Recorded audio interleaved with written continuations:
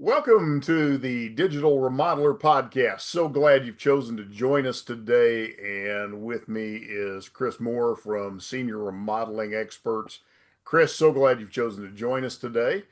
And we're going to dive into your story and talk a little bit about your experiences and specialization. And thank you for joining us today. Well, thank you for having me. It's an honor. And so, Chris, take us back a little bit. How did you get started, first of all, in the remodeling industry? And then we're going to talk about really what led you into specialization from there. Okay. 40 years ago, I was sitting in the employment office in Palm Springs, California, and needed a few dollars in my pocket, and a call came in for a carpenter helper. And I grew up on a farm and knew which end of a hammer to hold, so I thought that, I might qualify as a helper. And the contractor was a Czechoslovakian trained master builder by the name of Carl Hasek. And he was building an addition on a house in Palm Springs, and he needed a helper. And so I worked for him for 4 months and learned more from that man in 4 months than most people learn in a lifetime. It was a priceless introduction to the world of construction because he believed in doing things one way, and that was the right way. And we did everything on that edition except for the electrical. He did the framing, the siding, the roofing, the plumbing. Um, didn't do drywall or beyond that, but we did all of that. And so I learned the basics of how to how to build.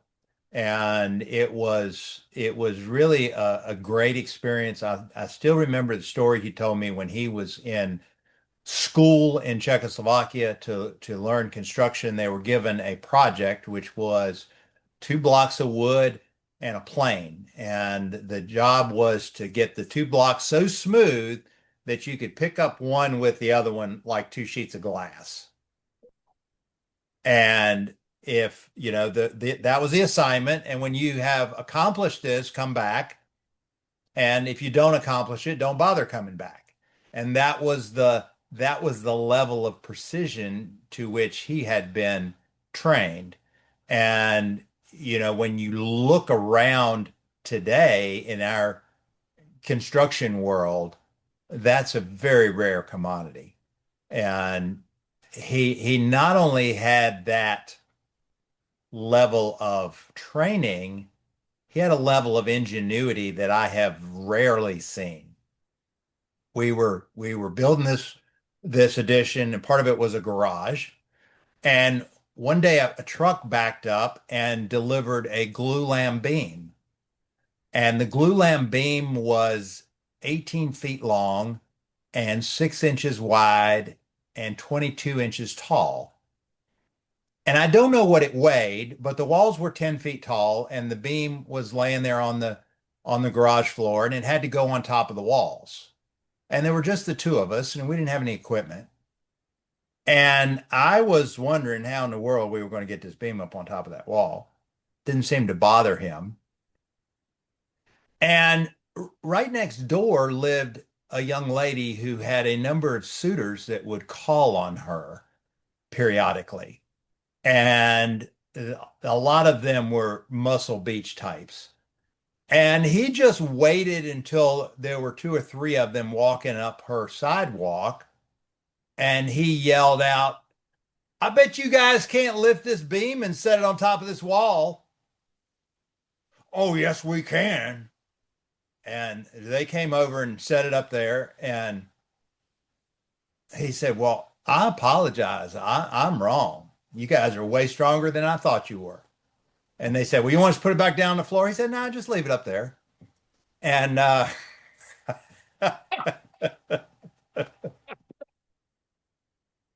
so that was my foundation into construction. And that was his last project. He was going to retire and build himself a fishing boat and become a commercial fisherman in Alaska. And so After that, I went to work for a layout contractor in the tracts of Southern California, very much outdoor assembly line. Everybody got paid by the foot. It was a three, four, 500 home subdivision, maybe three floor plans. Each one had a couple elevations just to mix it up a little bit. But you're basically building the same three houses over and over. And everybody kind of memorized their part, and it just down the line it went. And so, not too long after that, I moved back to Virginia, where I grew up, and um, took an estimating class at the local community college. And the instructor of the class hired me as a carpenter, and worked for a couple other people, and um, eventually went back to school, got a degree, and got a job as a truss salesman at a truss plant, selling roof trusses, floor trusses, wall panels, house packages, and did that for 7 years. And then started my own company and went into building. And that was in '01. And for the first 7 years, mostly did new construction, built new houses, did some framing, did a couple of additions, but mostly framing, big cut up houses, round turrets, curved staircases, movie theaters in the basement, big stuff. Back when everybody knew that the housing market was just going to continue going up and up and up forever. And so you could build any size house you wanted and make money on it. And of course, '08 came along and all that came to a screeching halt.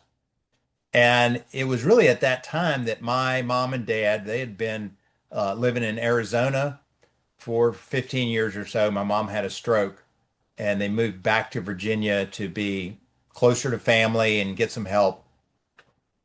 And not too long after they got here, my mom fell and broke her pelvis, and she went in the hospital and then went to rehab. And in the meantime, my dad found a home and bought it. And so she came home to her new home in a wheelchair. And like most of the homes in this area, there are 5 or 6 steps going in the front door and 5 or 6 steps going in the back door. And so I built my first wheelchair ramp and did some swing clear hinges and some grab bars and a few other things, for my mom.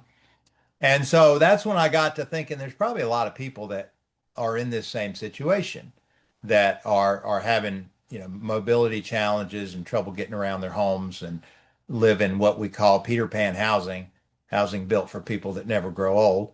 And so I began to educate myself about aging in place and universal design. And that was kind of how I got started doing the accessibility work. And that was '08, so 18 years ago. Mm. And since then, that has become a larger and larger part of my business. And we do a lot of grant work for disabled veterans, and we do a lot of uh, accessible bathrooms and accessible entryways and widening doorways and non-slip flooring, and all things that make homes really more user friendly. And we call it aging in place, but it's really not about age. It's about a home being a good fit for the abilities of the person who's living there. Currently doing a job where the client is a 12-year-old girl who had a sledding accident and ran headfirst into a tree and broke her neck. And she's been at the Shepherd Center in Atlanta since January and is coming home beginning of June. And we're making some accommodations to make that possible. Mm. So just creating homes that work for people is very rewarding. And an illustration I've used recently is that a disability is not so much an inability to do something, it's a disconnect between the built environment and your abilities. So if you or I walk up to a home and the steps on this home, rather than being 7 inches tall like normal steps, are 7 feet tall, then you and I are disabled in relation to that home, because I can't climb 7 foot tall steps. And I assume you would have a hard time as well, unless maybe there was a bear chasing us, we might pull it off. So, that's kind of how I got into the accessibility market. And it's been very rewarding. And at the same time, it's very challenging because people have a resistance to the idea of making changes to their home because they associate that with aging, which they associate with getting weaker and sicker. People have a very negative perception of what it means to get older. We spend a lot of time and effort in our society to maintain the appearance of youth, and we really worship the idea of youthfulness, and we discount the idea of the wisdom of the ages, the wisdom and the understanding and the knowledge that we gain from having lived a long life. And so, in some of my uh, adjacent activities, I'm working on changing the mindset and the perception people have towards getting older. That's But good. So somewhere in here, you had to make that shift to where this really was more about not just being construction and remodeling, but it really became a mission for you. And let's talk about that shift and when it became more of a mission Mhm. than just I'm going to call it a an industry. Right. How did that really change the way you approached your business? Well, you hear a lot if you go to business seminars, if you read business books, if follow business coaches, you hear a lot about what's your why? What's your reason? What is your motivation for why you do what you do? And I think that's so important because in whatever we do in life, if our why is nothing more than bringing home a paycheck, then we're not going to be real passionate about it. But if our why is making a difference in people's lives, then I can get excited about that. And really that's what the mission is to change the face of aging, to change the perception that people have about getting older and about what a blessing it is to be older. People say, never get old, never, and old, there's all kind of connotations around that word, but just for the sake of discussion right now, we're talking about chronological age. We're talking about having lived a certain number of years on this planet. And I had somebody say that to me today earlier. Never get old. And I says, well, compared to the alternative, and people take life for granted so often. We here in the United States of America, we have so much. We have, such abundance. We have, material abundance. We have, food and water at whim. We're all of our basic needs and beyond are met. And compared to many places in the world, and you know this better than I do, we live like kings. Hmm. And even the poorest people in America live like kings compared to what much of the rest of the world is. And so people who are sitting and complaining about that, I'm old and I've got aches and pains and I've got this and I've got that, and oh, my life is over and all my grand adventures are behind me, and what do I have to live for? It just boggles my mind. And a few years ago, I had the experience of losing my wife, Barbara, to lung cancer at the age of 55. And I mean, that just rocked my world and it just shook me to the core.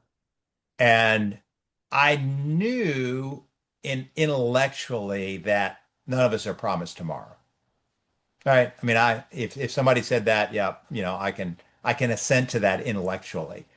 But to feel it in the way that I felt it when I watched her take her last breath made me realize that life is short in a way that never had I experienced prior to that. Mm, And it made me recognize that all of the things that maybe I plan to do someday were never going to happen unless I made someday become today. mm, And that was cemented in my mind a few months later when I'm walking by the river and I suddenly had a memory. I remembered that 33 years earlier, just months after we got married, she was diagnosed with encephalitis and she was rushed to the hospital. She lost her speech. She lost her eyesight. She had seizures. She didn't know who I was. She told me later, I knew I liked you, but I couldn't figure out, who you were. Who's this guy that keeps coming to see me in my hospital room? And she was laying in her hospital bed. And the only thing she knew who Jesus was, and she knew who her three boys were. And she said, Jesus, if you will let me live, I will teach my boys about you. And she felt the Holy Spirit come down like a quilt over her bed at that moment. And not suddenly, not instantaneously, but over the next several months, she got better. She was healed. And so much to the point that when she came home from the hospital, because of the encephalitis, her brain was at a 3-year-old level. And 11 months later, she went and took her GED test and passed it. But what occurred to me that day on the river was that I had a choice. I could be distraught and broken and dismayed and bitter that she died at 55, or I could be ecstatically grateful that she didn't die at 22 and that we had 33 good years together. hmm And that choice of choosing my perspective on the events that I had experienced set me free. It enabled me to get through that difficult season with an eye towards the future. And that's the same choice that all of us have in any difficulty we go through at any point in our lives. And it's what gives us power over hardship because we can reframe how we perceive whatever event that we're going through, whatever, I, whether, yeah, and I think that's powerful, Chris. As you talk about, that change from trade to mission, and now Mhm. this perspective of your own life experience, and now how you push that into the way you approach things. I think that's critical, Yeah. um, to now how you approach, the things you're doing today. So that brings up this question, where do you see most contractors completely missing the mark, especially when they're dealing with older homeowners? I think that builders, contractors, tradespeople in general have a natural tendency to cling pretty tightly to the status quo, right? We have a certain methodology for building a deck, for installing a door, for framing a roof, for every aspect of what we do. For those of us that have been in the industry for a while, we know a way we've been taught to do. We know that it works. Some other way, it might work, it might not work. And there's been any number of new products that have come to market that did not turn out to be what they said they were. The fire treated plywood in the 70s is a prime example. This new fire treated plywood came out and it was used in apartment buildings all over the Northeast. And 20 years later, they discovered that this particular treatment process, when exposed to a hot attic for 20 years, turns into dust. And millions and millions and millions of dollars was spent in going back and replacing, all this plywood that had disintegrated. And so if something doesn't move the needle to get us to try something new, I personally had a project years ago. We put in a fence, a wooden privacy fence. And as I was buying the materials for this fence, I passed this display in Lowe's and it said alternative to concrete for setting fence posts. And it's a little bag, epoxy bag, and you break the seal and you mix it together and you pour it in the hole and it's foam and it expands. And instead of a 80-pound bag of concrete, you got this little 2-pound bag of epoxy. And I'm like, sign me up. So I bought this stuff and I built this fence. And about 2 months later, I get a very sheepish sounding phone call from the client. And she said, Chris, all my fence posts are leaning over. You wouldn't by any chance come and fix that, would you? And she was really thinking that, I wasn't going to take responsibility for my actions. And I told her, yes, of course we're going to fix it. And so I went back out there and I scraped all this foam out of the holes and I mixed concrete and poured it back in the holes. And that was got to be 15 years ago. And I'm still getting phone calls to do work for this client Yeah. because we showed ourselves to be someone who stood behind their product and would stand behind their work. Yeah. Um, but that's kind of a long way around of saying that contractors tend to do things the way they've always done them.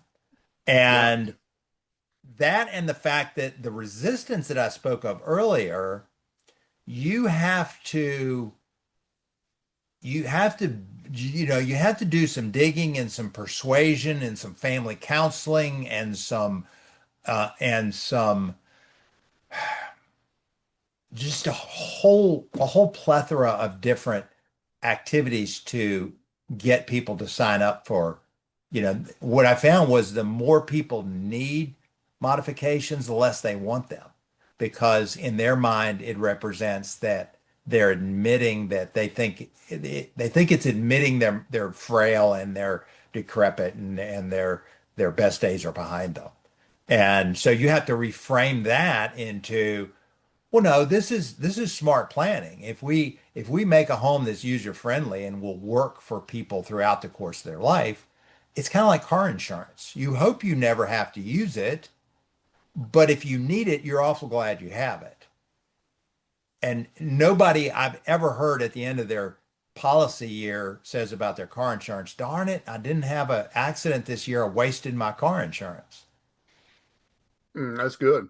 You know? So that brings up a question, uh, in your experience, what does generally trigger someone to finally take action? When do they finally decide, well, I got to make the call?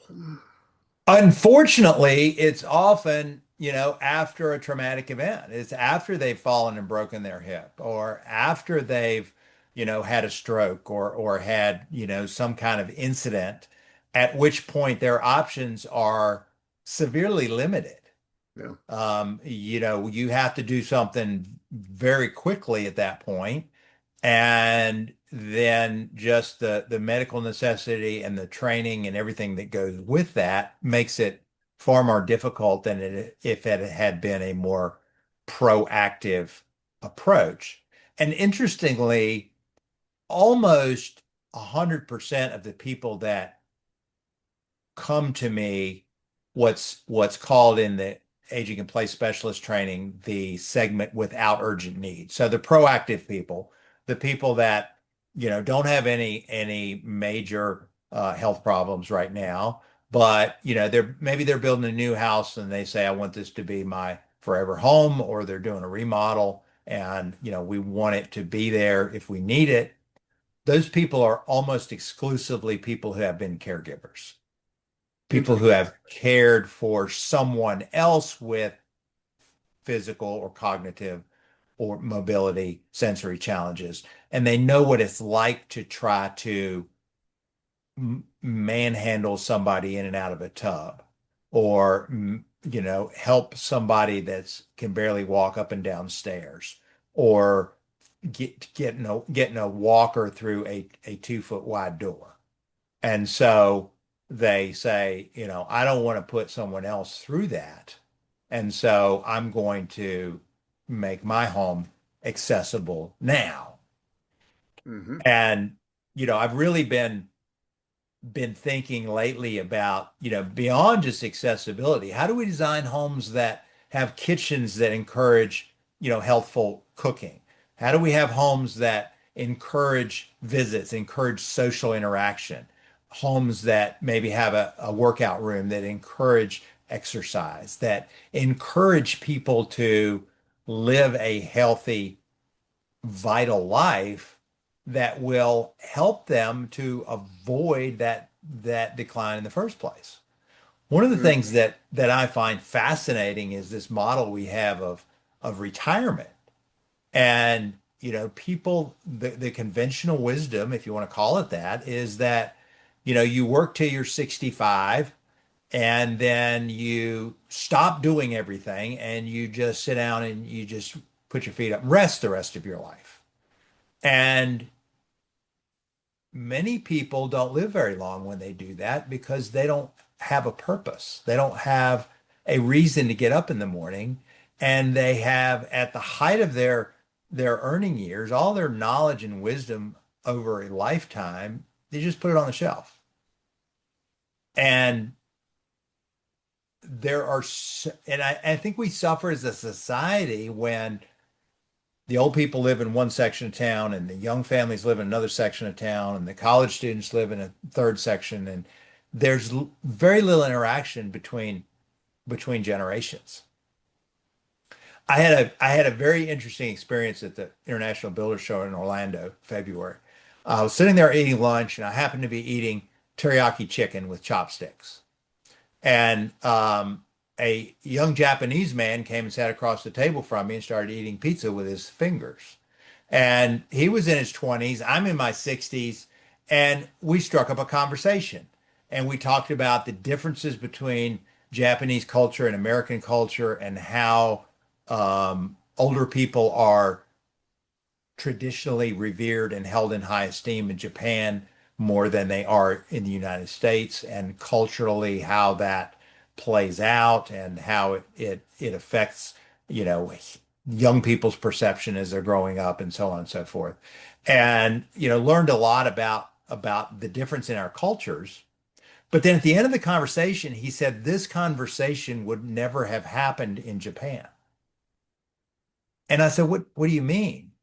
He said, well, you just don't walk up to somebody that you don't know and strike up a conversation. It's just not done.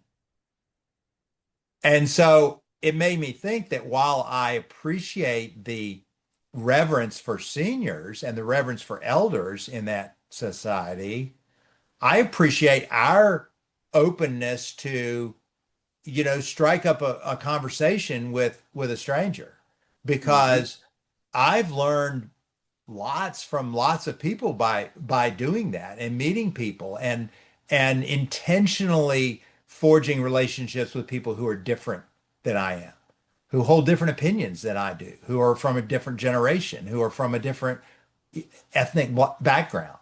And I think it opens our mind to realize how much of what we consider to be a given is a cultural bias. It's Yeah, the way we were raised. It's just the way that people in the particular corner of the world that we grew up in behave. But it's not at all the way everybody in the world behaves. that's right. And then you begin to say, okay, well, what assumptions am I carrying around that should be examined and decide intentionally whether those are valid or not. And it's a fascinating way to live, and I think so many people are trapped in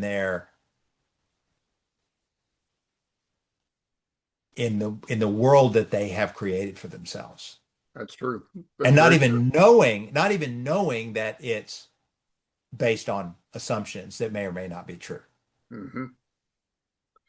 Let's talk about, along those lines, because I want to shift people's paradigm a little bit who are listening as well. One of the things you've done that's kind of unique is, and there's always a debate about this in the industry.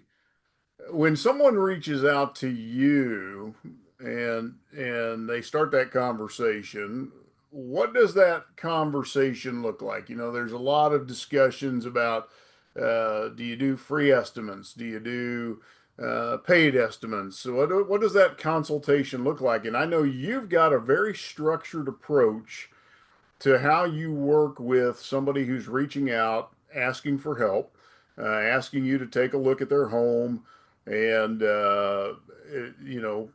what type of work you're going to be doing. I want you to talk through what that process looks like because it's very comprehensive, it's very holistic. It's one of the things I appreciate about your approach, Mm. because it's very thorough and you're very upfront about what it entails. And I kind of want to Yeah. put that framework into the minds of those who are listening because I think sometimes contractors and are very quick to, oh, there's a live one, and if I don't just give the farm away and give that free estimate, um, I may not get the business. And you really have taken a very counterintuitive approach to your business. So I'd like you to talk through that. Yeah. Well, before I answer that, I'm going to tell you how I got cured of free estimates. And it didn't happen overnight, but this was the incident that made me realize that that probably was not a wise model. So I got a phone call and somebody wanted to build a deck around their above ground pool. An above ground pool, they wanted a deck around it, they wanted some steps, and I went out and met with them and measured their pool and got a description of what they were looking for. And I came home and I took a graph paper and a pencil and I spent I don't know, probably, I don't know how many hours I spent. I spent a good bit of time doing a very detailed drawing of the deck that I was proposing to build for them. And it included the details on the railings and the stairs and all the dimensions and where the footings would go and what the support posts were and all the framing and everything. And then I worked up a price and I went back out there and I handed them my drawing and I handed them my proposal with my price on it. And they said that they'd have to think about it and they'd call me back and let me know. And I never heard back from them, but I happened to be driving down that street some months later and I looked over and there surrounding their pool was a deck exactly the way I had designed it. And I felt kind of like I'd just gotten punched in the gut. And I said, I'll never do that again. And I didn't know what to do. I didn't know how to get around it because, as far as I knew, all contractors gave free estimates. And that was kind of, if you didn't, nobody's going to pay you for an estimate. But over the years, I found out that people, in fact, will pay you for an estimate. And so, what our process looks like now, when someone first calls in, they normally talk to Sarah, my office manager, on the phone, and she gets from them, where they're located, what type of projects they're interested in, um, some questions about what's motivating the project and so on and so forth. And if it passes that initial um, gateway, she will then schedule a phone call with me, and I will dig in a little bit more about what they're looking for. Try to get a feel for what their budget is And I know there's controversy about this too, about at what point do you ask the budget question? But to me, I've had way too many people that, we go far into the process only to find out that, the $50,000 project they thought was going to be 3,000, and there's no way in the world they have the resources or the inclination to spend $50,000 on anything. So I try to get a feel for their budget. I try to get a feel for their time frame. And if it looks like it's going to be a fit, then I'll schedule a site visit. And I'll go out of the site visit and we'll get measurements. And um, then if I at that point have a good feel for what I think the budget's going to be, I will give them a budget range on the spot. And I've gotten a little gun shy about this in the last 4, 5, 6 years because prices have changed so rapidly that I've gotten myself in trouble given a budget range too early. Um, so normally what I'll do is I'll get measurements, I'll get the scope of work, and I say, let me go back and do a little research on this, and I will sit down with our estimating software and work up a range. And then I will go back to them and say, I think your project's going to be between 100,000 and 125, not to exceed 130. Here's the assumptions I've made in that, in coming up with that range. And then at that point, I will present a project development agreement and get a 5% deposit of the median of that range. And so that does two things. Number one, it weeds out the tire kickers. And so at that point, if people are really serious about moving forward, they have to make a commitment. And then that shows me that they're serious. And number two, it gives me the cash flow to take my time in really putting together an actual firm price proposal rather than an estimate. We say free estimate. Well, when I gave them that range, that was the free estimate. The definition of the word estimate is, we think it's somewhere in here. But the word free estimate has come to mean in the construction industry, not an estimate, but a proposal. Hmm. People expect a free proposal. They want to call three people and have three people do a whole bunch of work and then give them a number, which, especially in remodeling, is not apples to apples because the specifications are not spelled out. Oftentimes there's not any plans. Maybe there's a sketch on a napkin. And so contractor A is assuming hardwood floors, and contractor B is assuming sheet vinyl, and the level of care, the level of craftsmanship, the level of surface protection that contractor A and contractor B use are completely different. So creating that value up front, having references, having pictures, having Google reviews of other people who have used our work, and having people who said, yeah, I'm more than happy to have them come look at my job. And then getting that deposit. And then at that point, we go back to the drawing board and we get the blueprints drawn and we have them make all the selections. We have an interior designer that we work with that walks the clients through all of their color selections and tile and cabinet and all the selections that go into a project. And so that when we go back to them with a construction proposal, we say, here's the price. And we do define, a few defined instances where that could change. But generally speaking, we give people a firm price that they can take to the bank. And that has value in that many of the contractors in my area do cost plus pricing, and the project could cost way more and take way longer than it was originally agreed upon. And I was listening to another podcast recently, and it talked about during times of economic uncertainty, people are looking for certainty. Hmm. And it said that even in the Great Depression, when the unemployment rate was 25%, 75% of the people still had a job.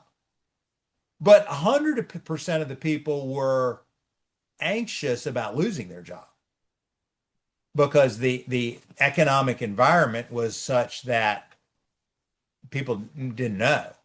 And so when we have times of economic uncertainty, people want certainty.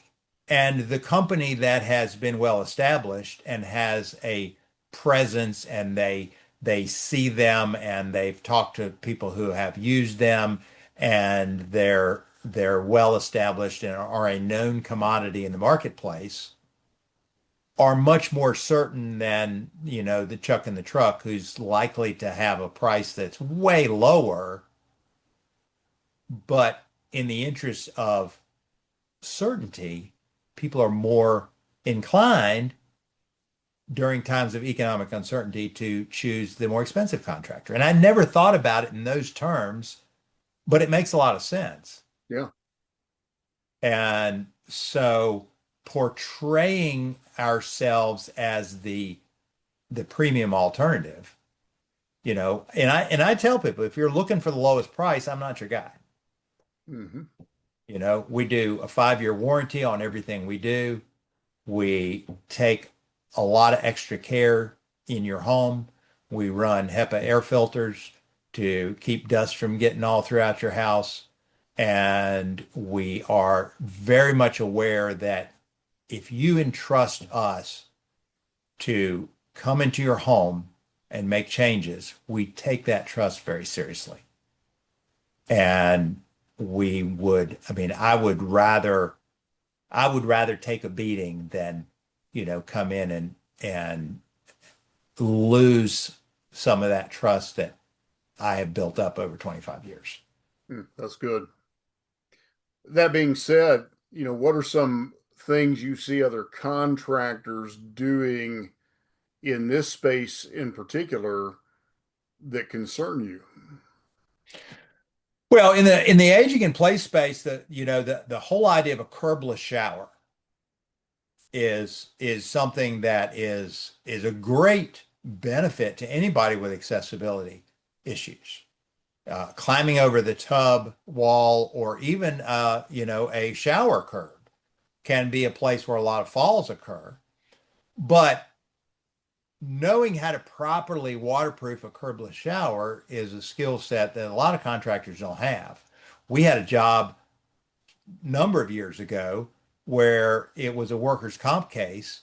The man had fallen and broken his back, and some workers' comp had paid somebody to put a curbless shower in this man's bathroom, and they had no idea how to do it. It leaked when we were called in. The water had gotten down into the crawl space, into the substrate, into the framing. There was mold everywhere. It was a very hazardous situation from just a breathing standpoint, respiratory, and much less the mobility concern. So we go in there and tear it all out and do it properly.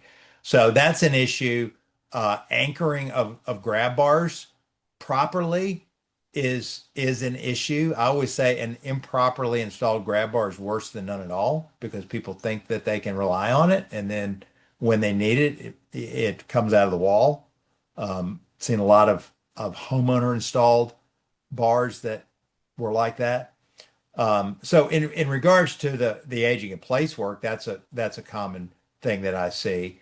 One of the questions that I get asked all the time is, "You're not going to tear a house apart and then we're not going to see you for 3 weeks, are you?" So that must happen a lot, and it's real easy when you start out as a contractor and you to think that you can take on more work than you actually have the capacity for.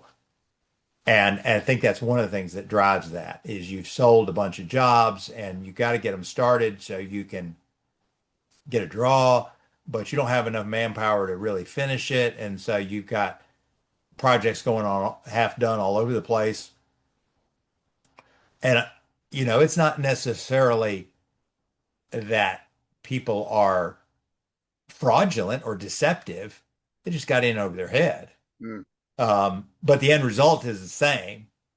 And it leaves people with a bad taste in their mouth, and it creates a negative perception of the industry as a whole. The old saying that one bad apple ruins the whole barrel is 100% true. And we've all heard stories. We've all had people that had a bad experience with a contractor. And um, one of the sayings I heard is there's no industry where you have as much potential liability as a remodeling contractor. mhm. You're going into somebody's house, you are opening up walls, the potential to, nick a electrical wire. We did an addition where we had the underground electric located, and we were digging very carefully by hand in that area, but still nicked the sheathing on the cable. And I sealed it up with silicone, and I thought I had it taken care of. But a few months later, I got a phone call from the client on the 4th of July, of course, and half of their electricity in their house was gone. So one of the main power cables had gotten wet and corroded, and so one leg of their service was no longer functioning. So I had to go over there with my electrical contractor on the 4th of July and move all of the essential circuits to one side of the panel box until we could get a new line put in. Mhm. But yeah, there's a lot of liability, there's a lot of potential, and people uh often say, well, why is it so expensive? Well, that's one of the reasons is that Yeah, you have to account that if something like that happens as a result of your work, you got to take care of it. that's right. Yeah. Yeah. So let's talk, along this lines. What separates a true specialist? As the population, you get this aging population. Mhm. What separates a true specialist in this field from someone that's just adding it as a service? You just mentioned that, somebody comes along, oh yeah, we can do that for you. But there's a difference. I know you one of the things that sets you apart is you've got some certifications. Um, so how does a contractor who wants to really focus in on this aging in place, this growing market, how do they become a specialist and not just somebody who's adding that as a service? What are some of the Yeah. things they can be doing? Well, a great place to start. The National Association of Home Builders has a designation called CAPS. It's Certified Aging in Place Specialist. There's a 3-day training involved in earning that designation. I happen to be an approved instructor for that training and teach it several times a year. Got 4 sessions coming up the rest of the year. People can access that at ageinplacespecialists.com. And that's a great place to start. Um, I would say that I partner with an occupational therapist in my area. And when we go to see new clients, he brings the medical aspect of looking at their situation. I bring the construction aspect. My podcast is called Aging in Place as a Team Sport. And I think that collaboration is vital. So I would say get the training, um, find other people in your local market that do other aspects, occupational therapy, physical therapy. Transportation is often an issue when people reach the point that it's not safe for them to drive anymore. Having services where people are able to get to their appointments and run their errands and so on and so forth. And just, do some research, do some reading. There are a number of Facebook groups. There are a number of LinkedIn groups. There's a lot of dialogue relating to, how do we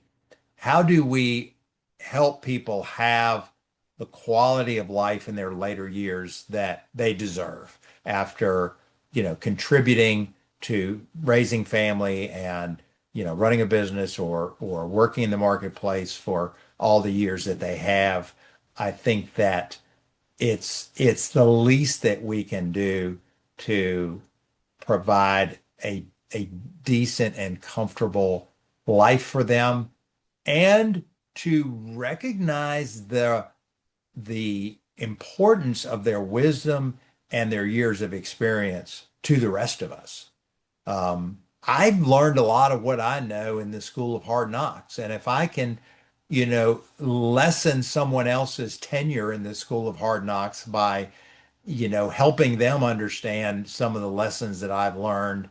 I described to you, Carl Hossack, who I learned a lot from, and there's many people over the years that I have been privileged to learn from. And I've had a philosophy really all my life that I try to learn something from everybody that I encounter.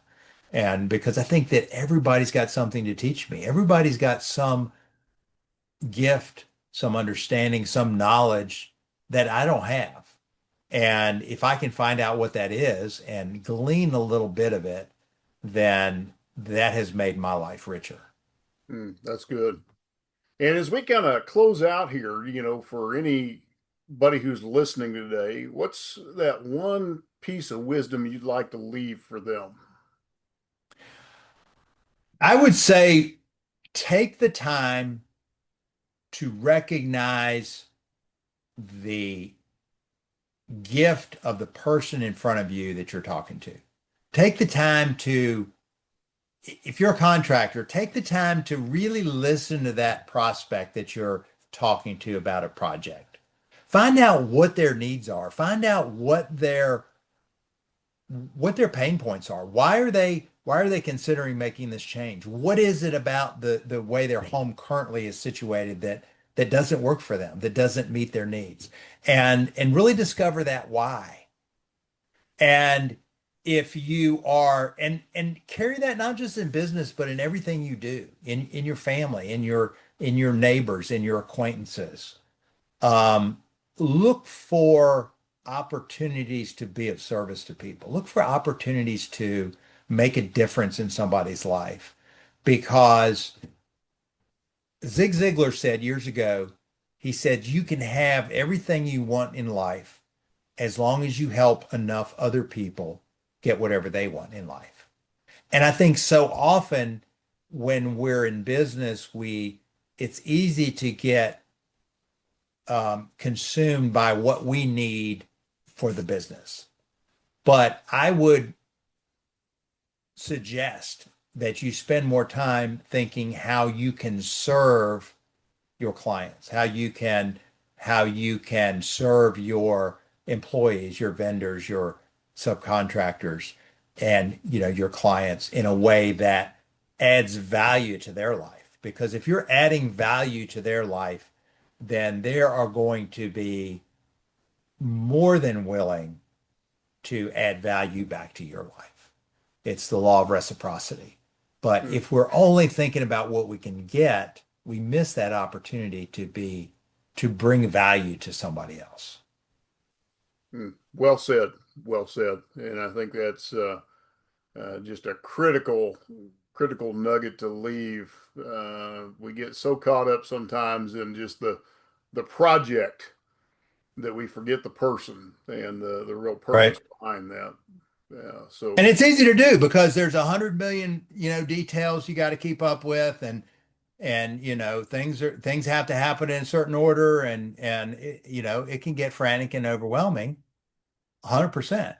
But if you lose sight of the objective, then it really gets overwhelming. yeah, absolutely.